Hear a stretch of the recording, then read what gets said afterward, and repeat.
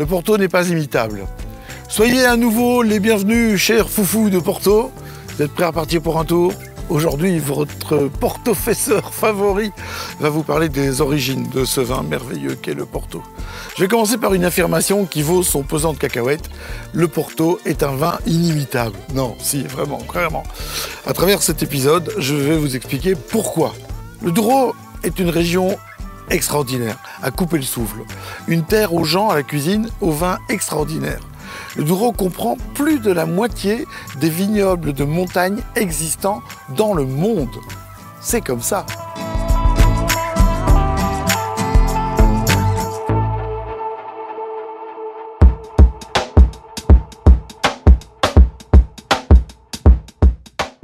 Cette région où le Porto est produit dans le nord-est du pays, du Portugal donc, est une région délimitée.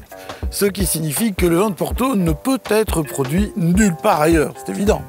Et aucune autre région que le Douro n'a des conditions spécifiques pour produire un tel vin. C'est pour cela qu'il ne peut être reproduit. Capito? Au XVIIIe siècle, après une crise économique précipitée justement par la production de Porto de contrefaçon, les producteurs eurent besoin d'un moyen de certifier le produit original. L'État décida de créer une institution contrôlée par le gouvernement qui pourrait faire la différence entre un réel et un faux vin, afin d'éviter de nuire davantage à la réputation du vin de Porto. Ainsi, en 1756, le Premier ministre en fonction, le marquis de Pombal, créa la Companhia Geral da Agricultura das Vinhas do Alto Douro, beau l'accent non, avec mission de stimuler la production, de maintenir les prix et de défendre le prestige du vin de Porto en régulant la production et la vente de celui-ci.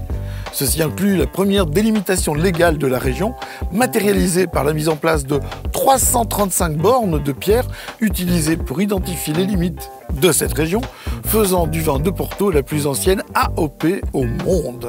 Il est important de souligner toutefois que ce n'est pas seulement l'histoire qui fait du Porto un vin singulier.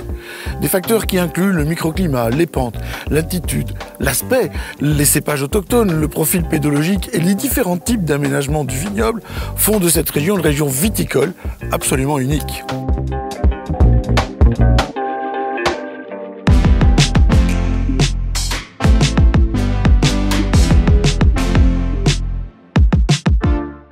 En ce moment, nous sommes à la Quinta dos Malvedos, un domaine historique appartenant à la maison Grams.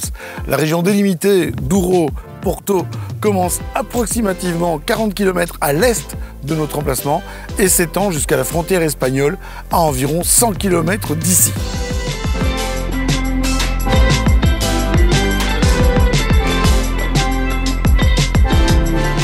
Au point le plus à l'est de la région, à environ 80 km de la côte, trois chaînes de montagnes, Alvao, Marao et Montemoro, protègent la région de l'influence de l'océan Atlantique.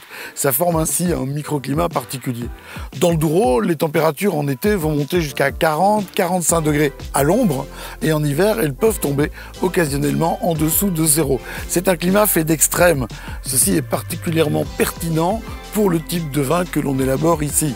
Une dormance hivernale avec des températures très basses assure l'hibernation saine des vignes et un été chaud et sec assure aux raisins une maturation intense avec une forte concentration de polyphénols, tanins, acides, composés colorants, entre autres.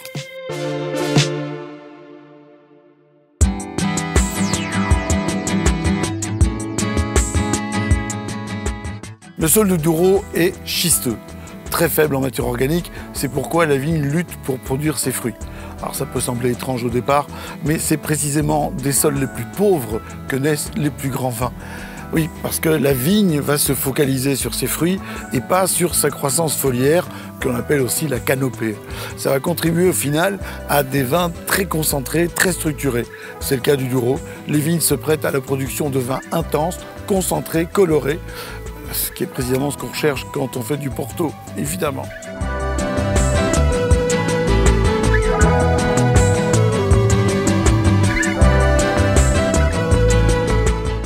Des siècles d'apprentissage et de tradition viticole, mais aussi des siècles à façonner le paysage du Douro, sont également des facteurs à prendre en compte.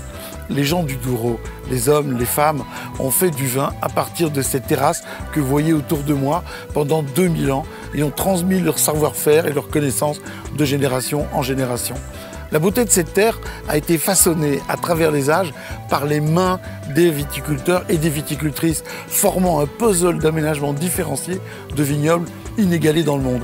Les anciennes terrasses sont soutenues par des murs de soutènement de schiste construits à la main jusqu'à ce que le phylloxéra, au début du XXe siècle, frappe la région. Des terrasses modernes construites au moyen de machines avec une ou deux lignes de vignes installées après le phylloxéra en plantation verticale. En portugais, on les appelle vinha ao alto, le type le plus récent, en place depuis les années 80, seulement lorsque l'inclinaison du sol le permet, pas plus de 30% d'inclinaison. Et ça, c'est ce qu'on voit dans le Haut-Douro.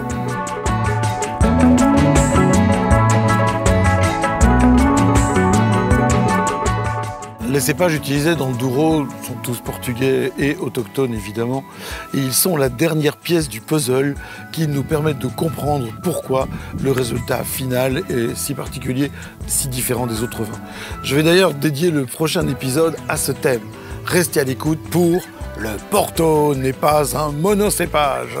Avec votre portofesseur favori, je suis Eric Boschmann et ceci est School of Port qui vous est offerte par les Porto Foufou de chez Symington Family Estates.